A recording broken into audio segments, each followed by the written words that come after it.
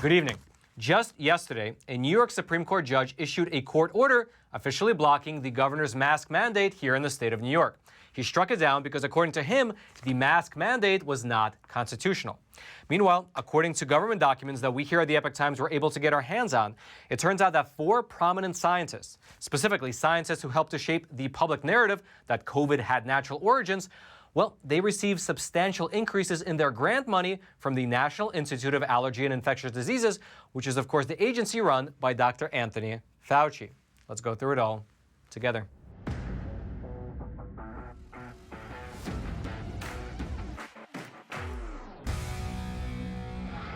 This is your daily Facts Matter update, and I'm your host, Roman, from the Epoch Times. And now let's begin today's discussion right here in the state of New York, where just yesterday, a judge struck down the New York State mask mandate for being illegal.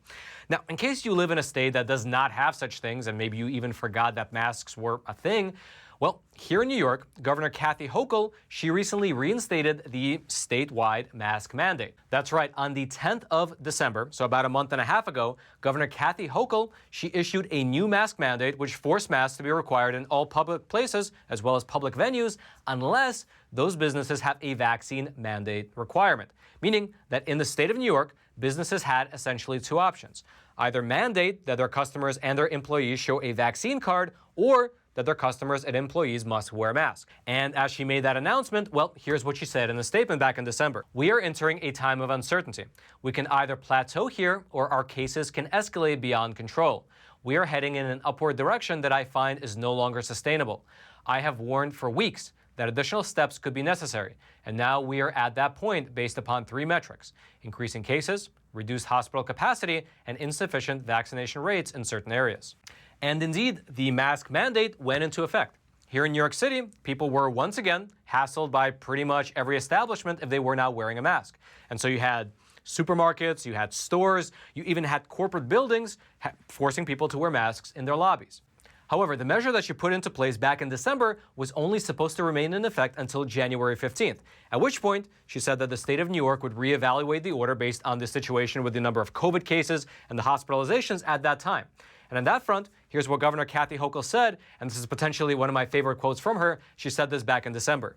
"It is a temporary measure as long as people follow it." And frankly, for anyone who has been following the situation for the past, let's say, 2 years, well, that statement was about as believable as 14 days to slow the spread. That's because even though visually you can see that most people did follow the guidelines, well, the mask mandate was extended anyway until February, at which point the governor said that she would once again reevaluate the situation then.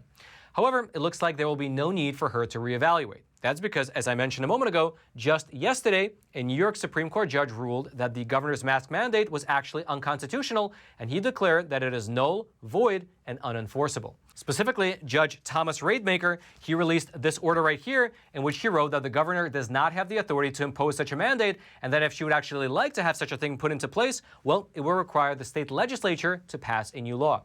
Here's what the order says in relevant part, quote, "Neither the governor nor the state health commissioner had the authority to enact the mandate without the state legislature because Governor Hochul no longer has emergency powers." He then further went on to write that naturally enough, every person in the state wishes for COVID to be over, but that does not mean that the governor can usurp lawmaking power from the state legislature. Here's what he wrote on this front, quote, "There can be no question that every person in the state wishes, wants, and prays that this era of COVID ends soon, and they will surely do their part to see that it is accomplished. But enacting any laws to this end is entrusted solely to the state legislature.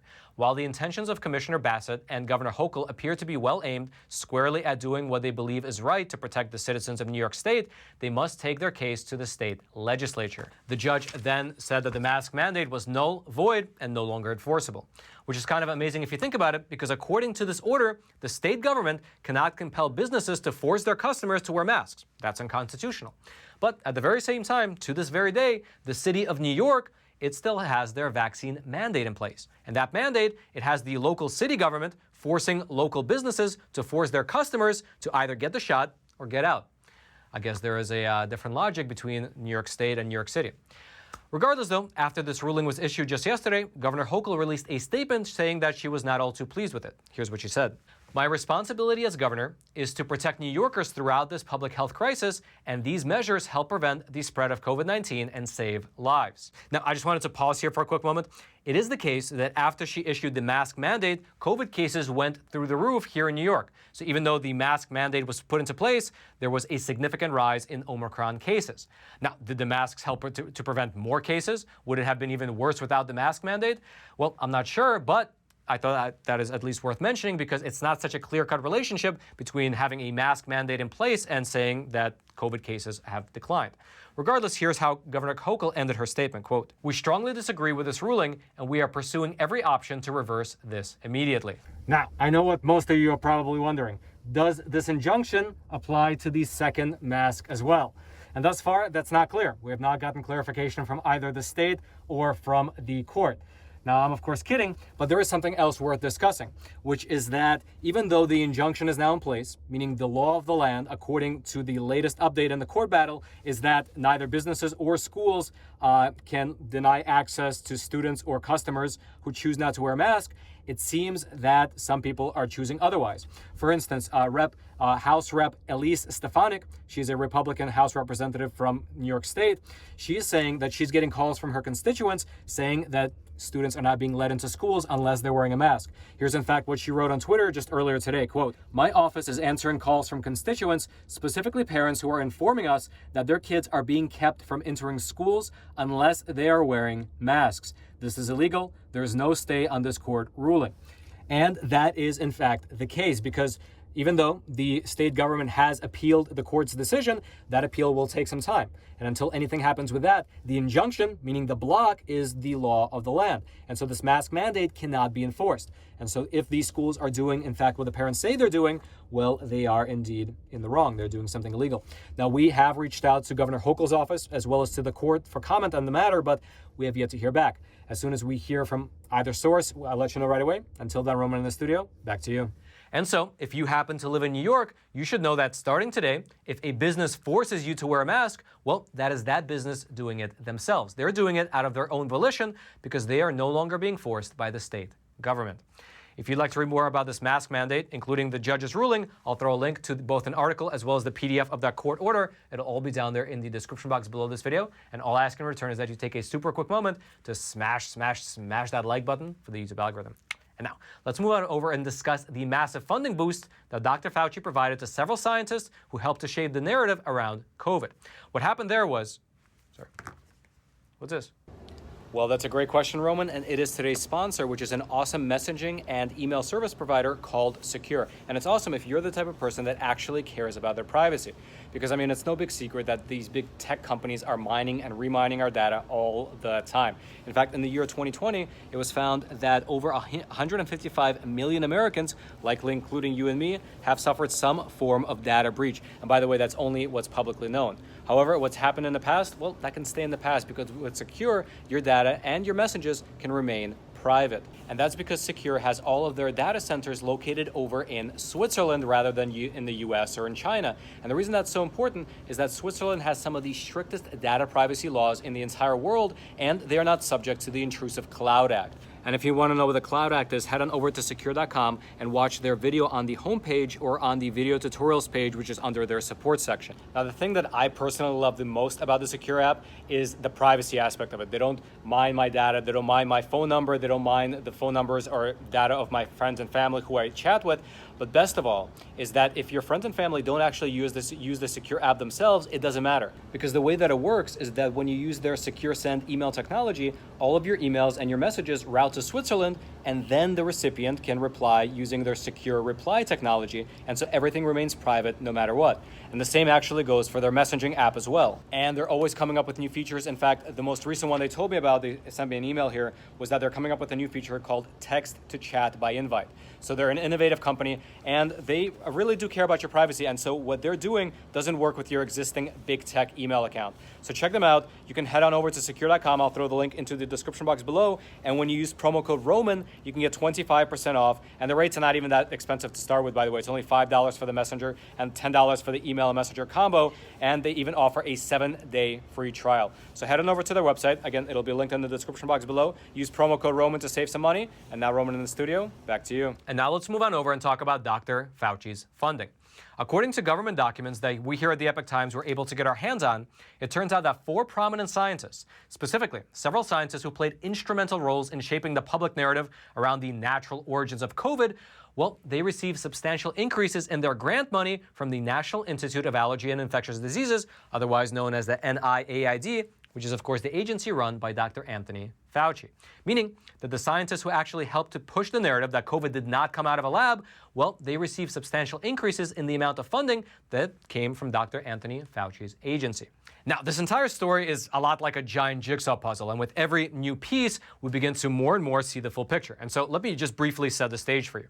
On February 1st of 2020, Dr. Fauci organized a rather secretive teleconference in order to discuss a response to the increasing number of questions that the general public had about the origin of the virus. And on that teleconference, there were 3 prominent scientists, specifically Christian Anderson, Robert Gary, as well as Michael Farzan. And according to emails which were later released under a Freedom of Information Act request, these 3 scientists, during the teleconference, they told Dr. Fauci, as well as the other scientists who were present, that according to their opinion at least, they were between 60 to 80% sure that COVID had leaked from a lab. But here's where things get a little bit weird, because on the very same day that these scientists were explaining to the teleconference attendees that they were between 60 to 80% sure that the virus had come out of a lab, they also completed the first draft of a paper called Proximal Origin. And as you might assume, since during the teleconference these scientists were saying that the virus had likely come out of a lab, it would make sense that the scientific research paper that they were working on would say the same thing. However, according to newly released emails which just came out about a week and a half ago, what wound up happening was that the initial draft of this Proximal Origins paper was sent to Dr. Fauci, as well as to his boss, Dr. Francis Collins. And this is where things get very murky, because we as the public, we don't actually know what the original draft of that paper looked like. However, what we do know is that after Dr. Fauci and Dr. Collins had a chance to edit the paper, well, it was published in Nature magazine, and that final published version of that study, it promoted the natural origins theory, and it dismissed the lab leak theory. Meaning that somehow, the scientists who claimed on that teleconference that they were 60 to 80% sure that the virus had come from a lab, they published a paper which said the exact opposite, which then naturally leads to the next question. Why exactly did they change their minds? And thus far, that question has not been answered. However, the new piece to the puzzle that we were able to find is that after this Proximal Origins paper was published, these scientists, they got a major bump in the grant money that they got from the NIAID, which of course is the agency that's run by Dr. Anthony Fauci. And besides these 3 scientists, by the way, who were responsible for the Proximal Origins article, well, there was a 4th scientist who received a major bump in funding as well. And that scientist was Dr. Peter Daszak, who runs the EcoHealth Alliance. And if that name sounds familiar to you, well, that might be because previously, Dr. Fauci's agency funded gain-of-function coronavirus research over at the Wuhan Institute of Virology through EcoHealth Alliance. It's amazing how all the pieces start to fit together. Now, let's take a look at the actual funding amounts that these 4 scientists received. And to start with, it's worth noting where this funding was actually coming from. Documents show that on August 27th of the year 2020, the NIAID formally announced a new initiative called the Centers for Research in Emerging Infectious Diseases, otherwise known as CREID or CREID. And according to the agency, this new initiative, it was described as a global network that involves, quote, multidisciplinary investigations into how and where viruses and other pathogens emerge from wildlife and spill over to cause disease in people. And so just to give you a visual picture of how this all breaks down, you have the NIH, which is the National Institutes of Health run by Dr. Francis Collins. Under that, you have the NIAID, which is the National Institute of Allergy and Infectious Diseases run by Dr. Anthony Fauci. And under that, you have this new initiative called CREID, otherwise known as the Centers for Research in Emerging Infectious Diseases. And in terms of the funding, well, Dr. Anthony Fauci's agency provided 11 grants totaling $17 million of new funding in the first year, and then $82 million in total funding spread out across 5 years for this new initiative. Now, one thing that's really notable in terms of the funding is that even though the CREID initiative as a whole was made public on August the 27th, several of these scientists were actually awarded their grant money in May and in June, so several months before the whole thing could actually be scrutinized by the public.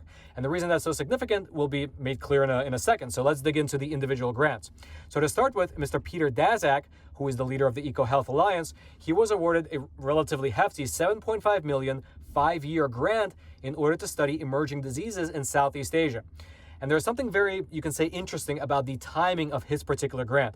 Because when you look on the application, on the actual application of the grant, you see that it was awarded, at least the part that says award notice date was on June 17th, 2020.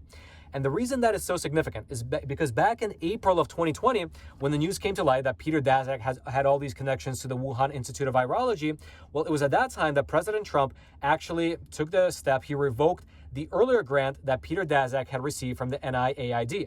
And so think about that for a quick moment. In April, when the connections between Peter Daszak and the Wuhan Institute of Virology became public knowledge, President Trump went in and he cut the earlier funding that Daszak had received from Fauci. However, away from the public spotlight, so before the entire initiative was made public, Dr. Fauci, he went ahead, he set up this initiative, and he granted Daszak an additional $7.5 million that was not made public until many months later. So you can say that's some very interesting timing.